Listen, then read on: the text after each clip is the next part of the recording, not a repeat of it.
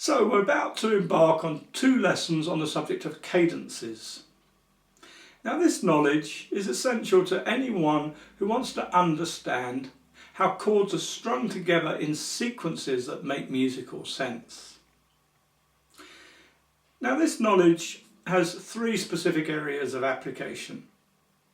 Firstly, and perhaps most obviously, for songwriters.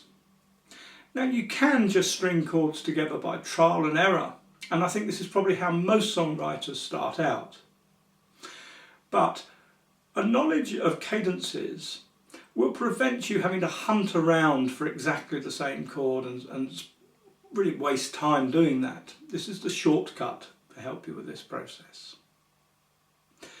Secondly, when you're trying to work out songs just by listening to them, transcribing songs, a knowledge of the material in these 2 lessons is going to help you speed up the trial and error process. It's going to mean shorter trials and a lot less error. And finally, when you're improvising, understanding cadences helps you predict what chord changes are coming next. And this helps you develop a more confident style of improvising where you make your phrases in anticipation of chord changes rather than reacting to them after they've happened. Now it's important to realise that these lessons follow on directly from the lessons on harmonising the major scale.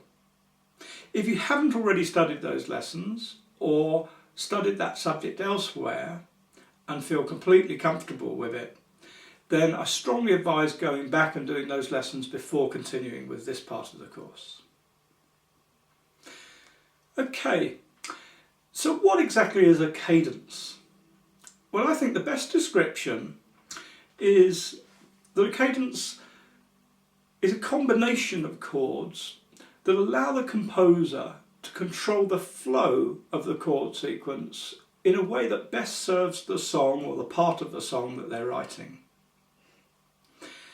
Now, you remember from studying harmonising that we can work in any major key by thinking of the chords numerically. And when we do this, we divide the chords into primary chords based on steps 1, 4 and 5 of the scale, and secondary chords based on steps 2, 3, 6 and 7 of the scale. From the point of view of this lesson, the other important feature of the harmonised sequence is the position of the relative minor chord, the 6th.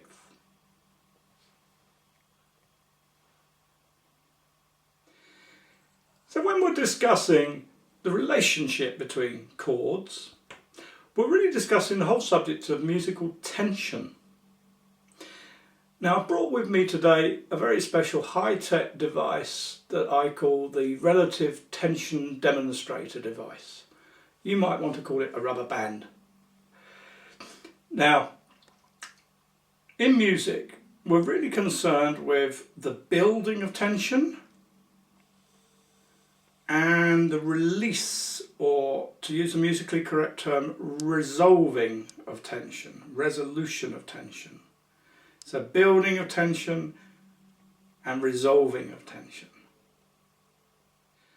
To introduce you to this basic idea, let's take a quick look at the tensions that connect the primary chords, the 1, 4 and 5 chords.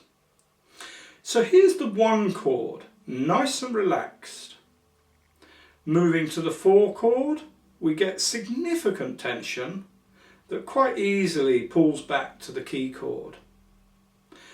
But when we move to the 5 chord, we really are maxing out on the tension, and we get a very strong sense of resolution as we move it back to the 1 chord. So let's just show you that on the guitar. So for the moment, we'll think in the key of C. So C is chord 1, and we can shift to F, chord 4, and back. And we get a nice pleasant sense of mild tension and resolution.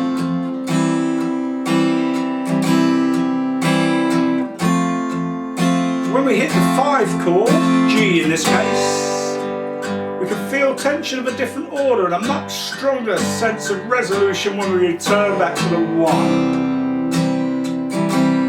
Let's just try that a little quicker.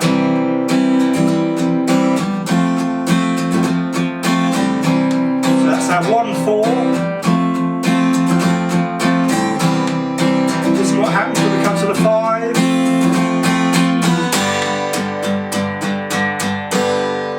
Back to 1. We're going to see that this basic relationship between the 3 primary chords is central to the whole subject of cadences, as we now introduce you to the 5 types of cadence that are most commonly used and show you some examples of each of them in turn. In the first column, you can see that each type of cadence has a name. As with most things musical, you may find variations on these names. So it's probably more important to remember the detail in the second column. These are the actual chord changes that make each cadence work the way it does. In the third column, I've provided some specific examples in the key of G. Now here's a reminder of the order of chords in this key.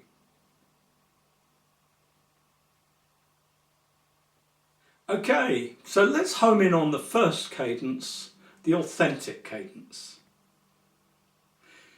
This is a movement from chord 5 to chord 1.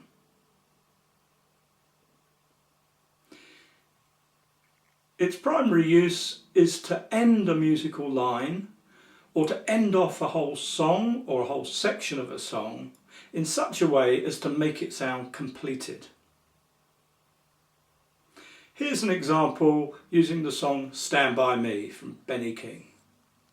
So we've got G, chord 1, going to chord 6, E minor, chord 4, C, chord 5, and here's the cadence, back to chord 1.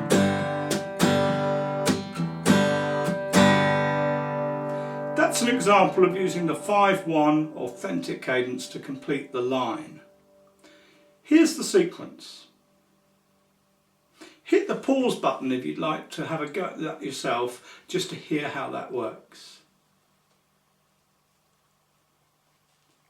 So that was an example of using the authentic cadence to complete a line of a song. But here's an example of how we might use it to end off a song completely. For this, we're going to look at Bob Dylan's Knocking on Heaven's Door. So the way the song rolls along, it's got G, which we're going to call chord 1, because we're in the key of G, 1, chord 5, D, chord 2, A minor, chord 1, chord 5, chord 4, C. So at the moment we've got a situation where we've really got 2 lines, and the first one has a chord 5 going to chord 2, the second line has chord 5 going to chord 4, neither of which really completes the line. What it does is it makes the whole song just roll along. And really that song is very good at rolling along. Especially in the Guns N' Roses version, rolls on forever. Now, that's okay.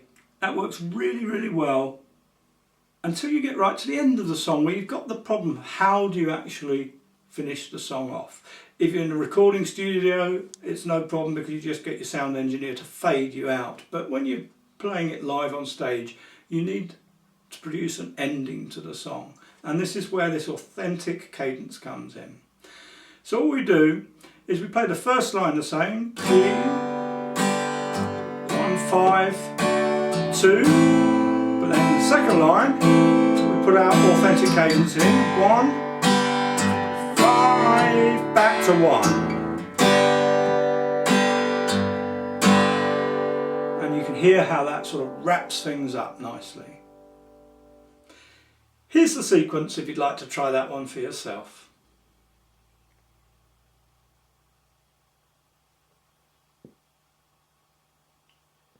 Okay, and next cadence is the half cadence.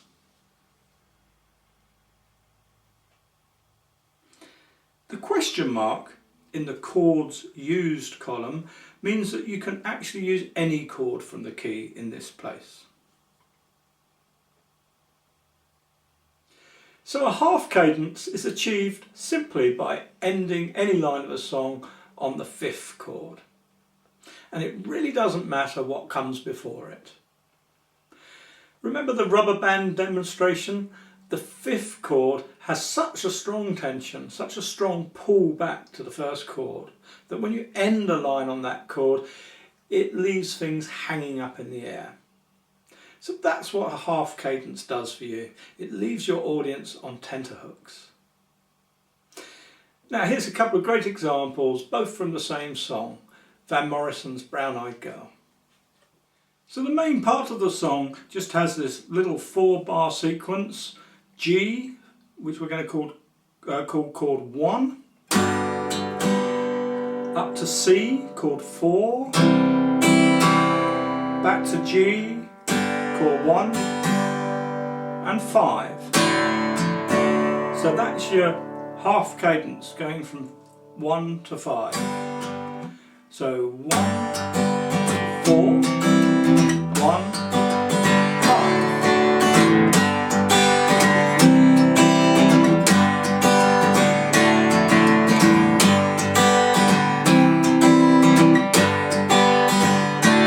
Notice you can't stop there. It longs to move back to the key chord. This is what continually drives this repetitive little progression along and gives the song such great momentum. Try it with me if you like. Here's the chords. 2, 3, 4.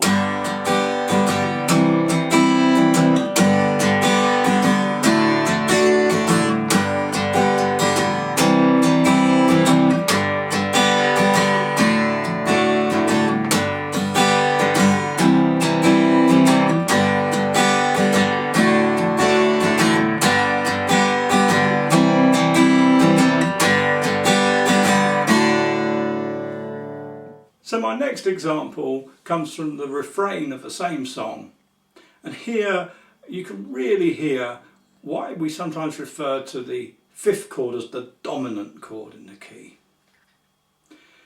So this is at the end of the verse where it goes into, and you, my brown-eyed girl,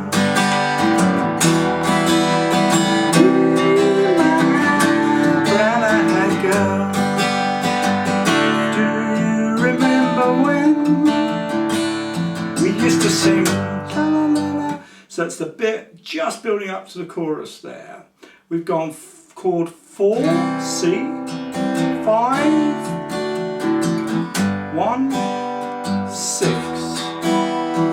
4, 5, 1. So that's our perfect cadence, our authentic cadence rather, that completes the line, but then we jump back to the D, and that's the half cadence. Do you remember when? That bit there. You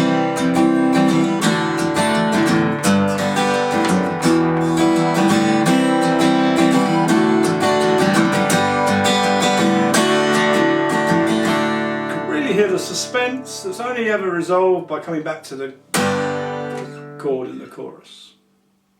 So here's the diagram, here's the chord sequence for you to have a go at playing along to that yourself.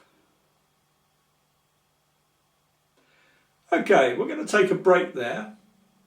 You may want to just work through a few ideas of your own based on the materials we've just been working on in this lesson before moving on and joining me in part 2. In the next lesson we'll work through the remaining 3 cadences, and amongst other things show you some great tricks for smartening up the endings of your songs when you're performing them in front of a live audience. Okay, see you then.